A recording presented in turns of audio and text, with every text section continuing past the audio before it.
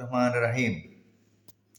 ভারত ও বাংলাদেশের মধ্যে অঘোষিত যুদ্ধ চলছে, কখনো কথার যুদ্ধ, কখনো মিডিয়া যুদ্ধ, ভাঙচুরের যুদ্ধও চলছে। এখন সামরিক যুদ্ধ বাকি আছে।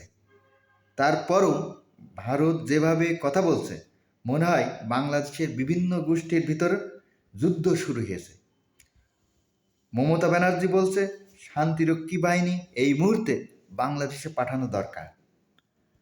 আপনারা যেহেতু হাই কমিশনার ও মসজিদ সহ অন্যান্য প্রতিষ্ঠানে নিরাপত্তা দিতে ও কাশ্মীর ও সেভেন স্টারের মতো অঙ্গরাজ্যে জাতিগত দাঙ্গা ও সামাজিক সহিংসতা ঠেকাতে ব্যর্থ হচ্ছেন, ফলে বাংলাদেশের আগে ভারতের শান্তিরক্ষী বাহিনী পাঠানো প্রয়োজন মনে করছে বাংলাদেশের জনগণও।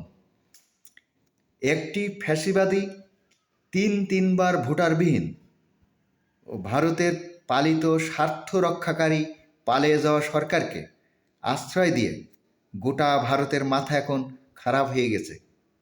তাদের শিষ্টাচার পররাষ্ট্রনীতিকে তোয়াক্কা না করে বাংলাদেশের বিরুদ্ধে যা না তাই বলছে ও উগ্রবাদী জনগোষ্ঠীর দ্বারা ভাঙচুর করছে। অথচ বাংলাদেশ এই ব্যাপারে অনেক সংযম দেখাচ্ছে এবং বারবার সব উপদেষ্টাই সুসম্পর্ক বজায় রাখার কথা বলে যাচ্ছে। আমাদের মাঝে মাঝে মনে হচ্ছে ভারত সরকার ও তার জনগণ পায়ে পাড়া দিয়ে গোলমাল বাঁধানোর চেষ্টা করছে, যা কখনোই গ্রহণযোগ্য হতে পারে না।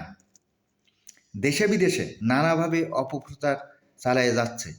বাংলাদেশ এসব ব্যাপারে অনেক নমনীয় ভাব পোষণ করছে, তবে সহ্যের সীমা লঙ্ঘন করলে এখানকার জনগণও থেমে থাকবে না।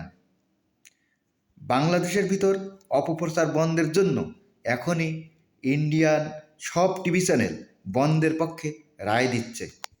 বলা হচ্ছে অপসংস্কৃতি ও অপপ্রচার বন্ধের জন্য এখনই ভারতীয় টিভি চ্যানেল বন্ধের উদ্যোগ নিতে হবে।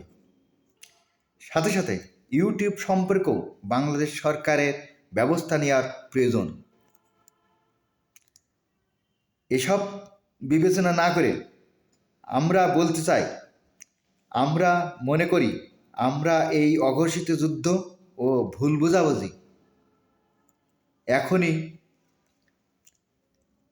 বুঝাবুঝি কখনো চাই না। ফলে দুদেশের ভিতর আলোচনা সাপেক্ষে সমস্ত সমস্যা সমাধানের জন্য উভয় দেশকে জরুরি ভিত্তিতে উদ্যোগ এখনই নিতে হবে ও অধিক সংযম প্রদর্শন করতে হবে। আজ এতটুকুই। আল্লাহ হাফেজ।